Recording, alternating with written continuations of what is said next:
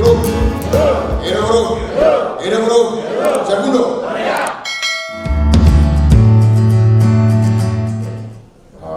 Saya kasih kesempatan satu lagi. Silakan. Dari Palembang. Oke.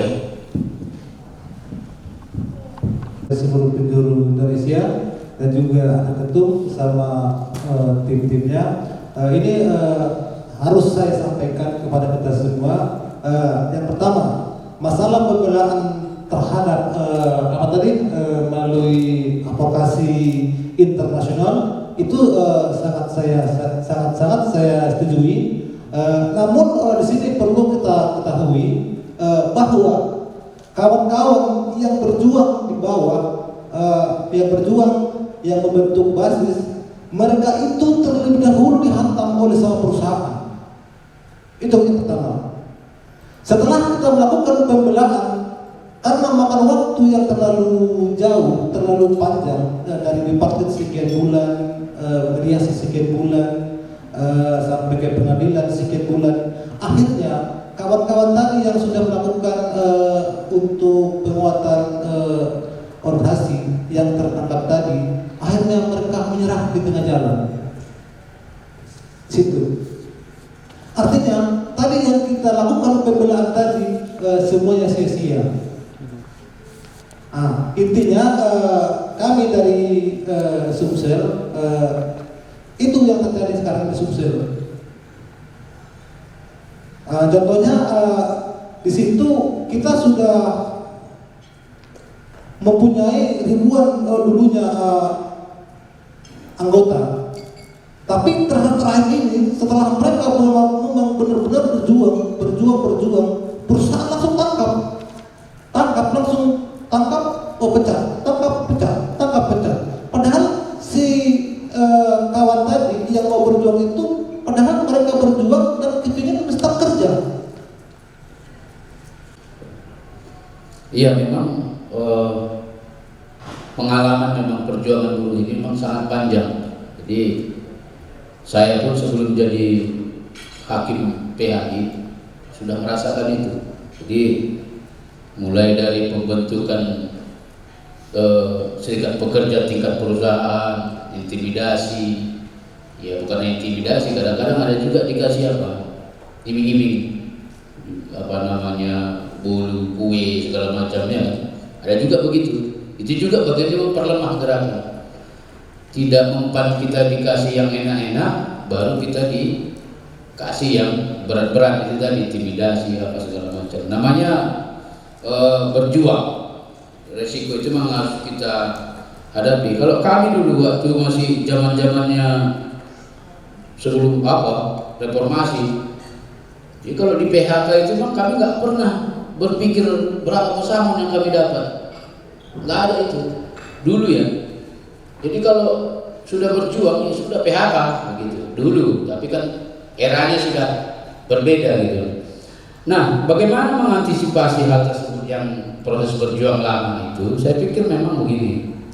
Kalau dia sifatnya adalah intimidasi terhadap pembentukan atau sebelum dan sesudah pembentukan serikat buruh di tingkat basis, saya pikir memang kita tetap kembali kepada bagaimana kita di tingkat basis ini bisa mendokumentasikan hal tersebut. Kalau dia masuk dalam kategori tindak pidana penghalang-halangan kebebasan berserikat, pasal 28 junto 43 Undang-Undang 21 tahun 2000 itu tentang serikat pekerja serikat buruh, itu kan ada sanksi pidananya 1 tahun minimal, ya maksimal 5 tahun, kan begitu kan? Nah, pengalaman saya dulu ya yang pernah mempidanakan pengusaha, 2 delik saya ajukan awalnya. Yang pertama adalah pengusaha membayar upah di bawah upah minimum. Yang kedua, pengusaha memberangus pengurus serikat pekerja tingkat perusahaan. Tapi dari 2 delik itu hanya 1 yang berhasil vonis pidana 2 tahun penjara bagi pengusaha tersebut, yaitu pengusaha membayar upah di bawah ketentuan, karena buktinya gampang itu. Ada slip gaji, kemudian ada SK gubernur langsung. Tapi kalau tentang intimidasi itu agak susah memang, karena tidak ada terang-terangan atau nyata-nyata kampanye pengusaha terhadap pemberangusan serikat tersebut atau pengurus tersebut yang tadi itu. Nah, bagaimana cara kita adalah, maka sejak dini saya sampaikan tadi, kita sudah mulai mendokumentasikan apa-apa yang bisa kita jadikan alat bukti.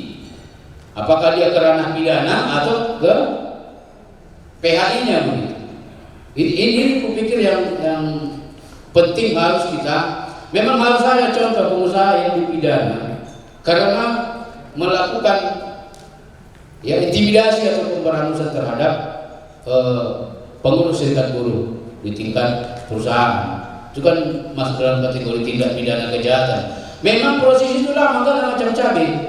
Saya dulu kami dulu memenjarakan pengusaha itu September pengaduan ke Polda sampai 2 kali gelar perkara menghadirkan saksi ahli dari USU yang sekarang dekan Fakultas Hukum, Budiman Ginting itu, menyatakan dia di Polda itu bahwa ini adalah lex specialis, bukan Polda yang menyidik, tapi melalui PPNS. Akhirnya balik lagi ke PPNS.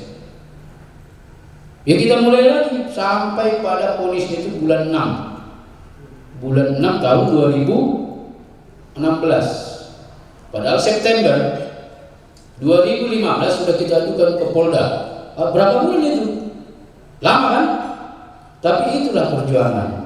Hal seperti itu memang enggak seperti macam balik telapak tangan. Memang ada korban, ya pasti ada korban. Tapi namanya perjuangan, ya nggak ada yang sia-sia. Ya, nggak ada yang sia-sia. Mungkin pengalaman teman-teman di Sumatera Selatan itu sudah duluan mungkin kita alami di Sumatera Utara. Tapi itu jadikan menjadi pembelajaran, kan menjadi penyemangat kita untuk membangun serikat yang lebih kuat dan peningkatan SDM supaya hal-hal tersebut tidak lagi terjadi. Misalnya betul itu karena Hidup buruh. Hidup buruh. Hidup buruh. Segundo. Ada yang mau saya tanyakan kepada Pak Minggu tentang masalah Undang-Undang Cipta Kerja.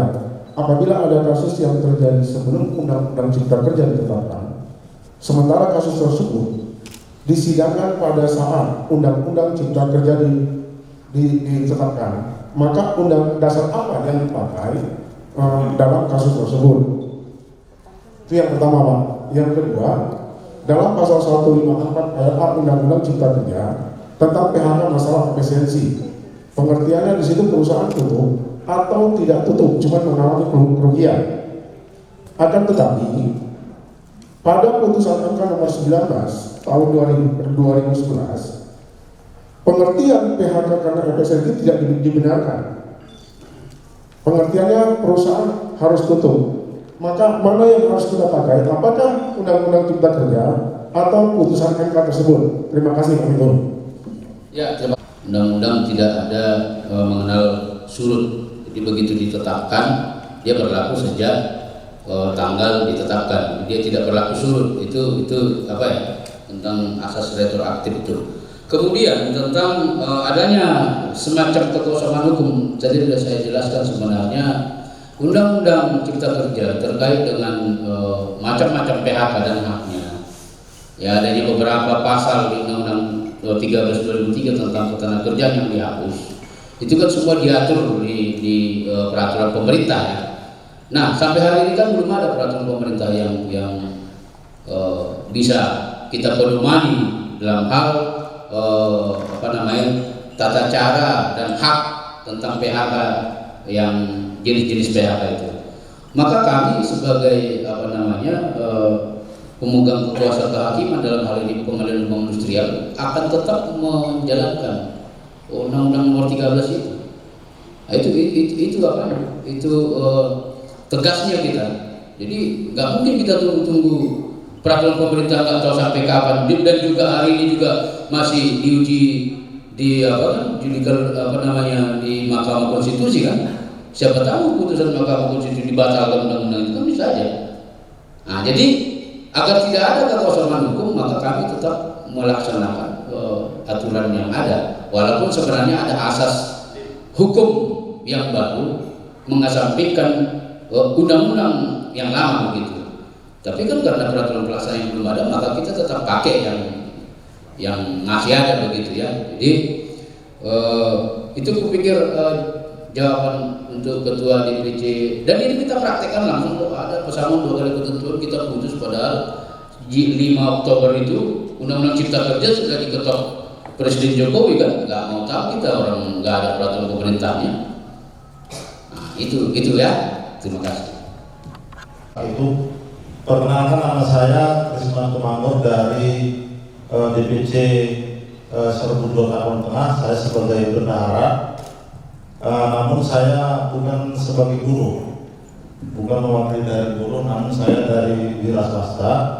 Yang saya tertarik dengan bergabung di Serbundo memang dari sisi kesejahteraan di buruh ini memang masih jauh di bawah dari yang sudah ditetapkan oleh negara, di bawah UMK dari hasil sisi pendapatannya. Yang saya mau soroti di sini, bagaimana kita Serbundo bisa mendorong buruh untuk mempunyai usaha sampingan. Ini yang pertama, kami juga mengharapkan nanti ada program berkelanjutan untuk itu. Kemudian yang kedua, ketika kami masih baru bergabung di Serbundo, ini masih sekitar 3 bulan kami dilantik, ada argumen bahwa untuk bersahabat dengan perusahaan atau kerjasama itu semacam dianggap negatif. Jadi negatifnya seolah-olah itu dikatakan ada win-win solution dengan perusahaan. Jadi di sini yang mau kami tanyakan, seandainya kita disuruh untuk memilih, manakah yang harus kita pilih? Apakah bersahabat dengan perusahaan atau tidak sama sekali? Terima kasih. Hidup buruh, hidup buruh, hidup buruh, Serbundo.